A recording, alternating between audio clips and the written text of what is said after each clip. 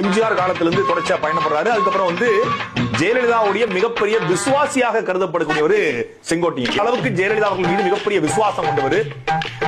ஜெயலலிதா விசுவாசம் தாண்டி அந்த பகுதியில மக்கள் செல்வாக்கு கொண்டவர். அதிமுக தவிர்க்க முடியாத ஒரு ஆளாக அவர் இருக்காரு. அப்ப அப்படிப்பட்ட ஒருத்தர் தாவேகாவை வெல்ல வைப்பதற்கோ இல்ல விஜயை வந்து வலு சேர்ப்பதற்கோ ஒரு கூட்டணியை உருவாக்கி ஒரு கட்சியை உருவாக்கி ஒரு இயக்கத்தை உருவாக்கி அதிமுக பிரிச்சுக்கிட்டு அங்க போய் சேருவார் அப்படின்னா வாய்ப்பே கிடையாது. முழுக்க முழுக்க சுயநலம்.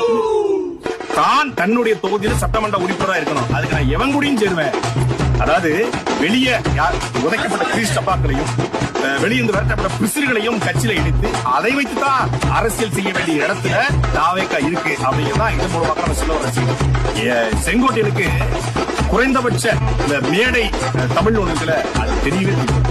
மக்கள் மொழி என்னன்னு தெரியாது, மக்கள் பிரச்சனை என்ன தெரியாது. கோபிச்செட்டி பாளையத்தை தாண்டி ஈரோடு மாவட்டத்தை தாண்டி அவருக்கு எந்த அரசியலும் கிடையாது.